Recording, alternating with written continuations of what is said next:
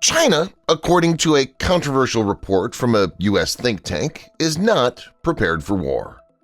This is a surprising assessment. Under Chinese leader Xi Jinping, Beijing is embarked on a remarkable military buildup, transforming the People's Liberation Army, or PLA, from a relatively weak force in Asia into a formidable contender, surpassing or rivaling the U.S. military in certain categories, according to many reports. Simulations conducted by U.S. defense experts have consistently demonstrated the challenges faced by the U.S. in confronting the PLA in China's backyard. However, a report released last month indicates that despite the impressive military buildup, few aspects could potentially impede the PLA's performance in combat, particularly against a formidable adversary such as the U.S. In this video, Defense Updates analyzes why the Washington-based RAND Corp states that China has doubtful combat readiness. Before we proceed, a word on NordVPN, which is one of the most trusted VPN brands worldwide that has a no-log policy validated by Deloitte, an industry-leading Big Four auditing firm. NordVPN provides an encrypted tunnel that protects your privacy by preventing external entry to your internet traffic, as well as enabling you to access content that's blocked based on geolocation. Best of all, with one NordVPN account, you can secure up to 6 devices at the same time. Get an exclusive NordVPN deal with massive savings by going to nordvpn.com/defense or clicking the link in the description. It's risk-free with Nord's 30-day money-back guarantee.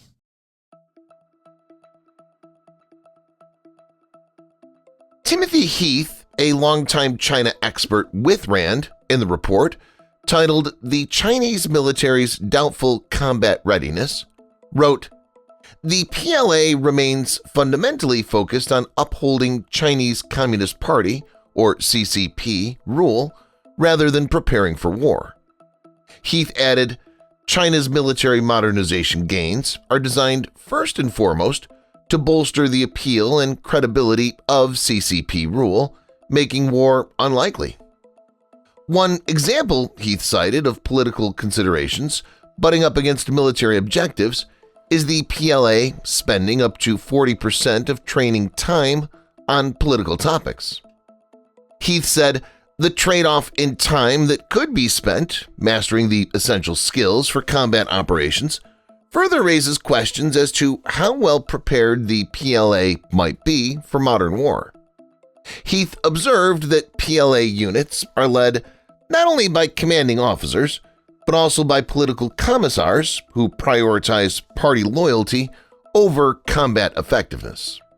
He wrote, "A divided command system reduces the ability of commanders to respond flexibly and rapidly to emerging situations." In this context, it's to be noted that after Xi Jinping took over power in 2012, he emerged as the most powerful leader after Mao Zedong, and has on many occasions emphasized that PLA must obey the directives of the Chinese Communist Party. Viewers may note that the PLA is a rare military in the world that obeys not the government but the command of the CCP since the days of Mao.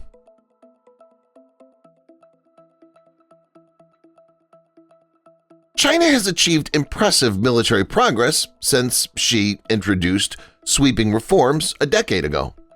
But Heath questioned whether Beijing's new arsenal would be effective in war. History has shown repeatedly that militaries sometimes fail to effectively use their advanced armaments in battle, his report read, citing the war in Ukraine as the latest conflict where a better armed military has failed to prevail.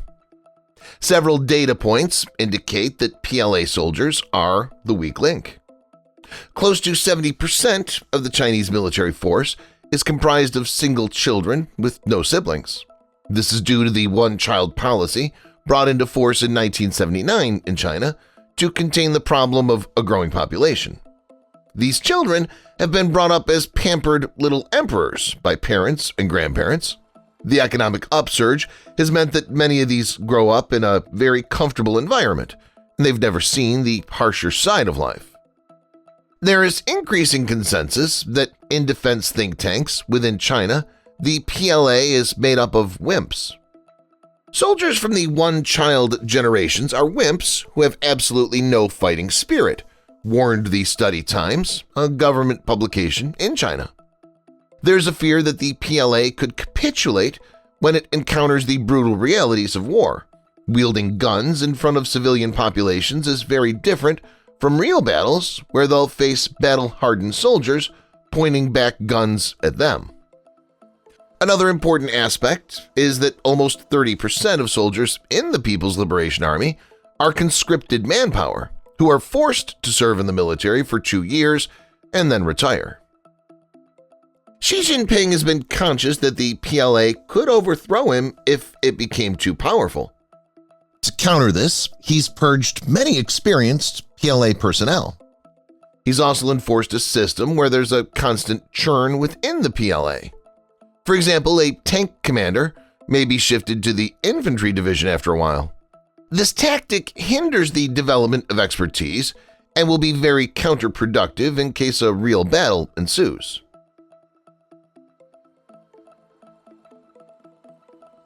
Analysts discussing Chinese military readiness inevitably focus on Taiwan. U.S. intelligence estimates that Xi Jinping has ordered the PLA to prepare for an invasion of the island by 2027 if necessary. However, Heath argues that while Xi set up that goal, he and other top party officials have not made any concerted efforts to prepare the Chinese public for combat. Chinese leaders have made no speeches that glorify war, advocate for war, or otherwise characterize war as inevitable or desirable, Heath wrote, noting that China's military has not even published a study on how it might occupy and control Taiwan. This assertion can be disputed. During a speech to commemorate the Communist Party's 100-year anniversary in 2021, Chinese President Xi Jinping stated, "Resolving the Taiwan question and realizing China's complete reunification is a historic mission and an unshakable commitment of the party." Recently, in October 2024, Xi said that the military should comprehensively strengthen training and preparation for war and ensure troops have solid combat capabilities, and soldiers must enhance their strategic deterrent and combat capability. While Xi's statement can be seen as just an intimidation tactic, these can't be ignored completely. However, it can be said that the CCP will Think twice before attacking Taiwan.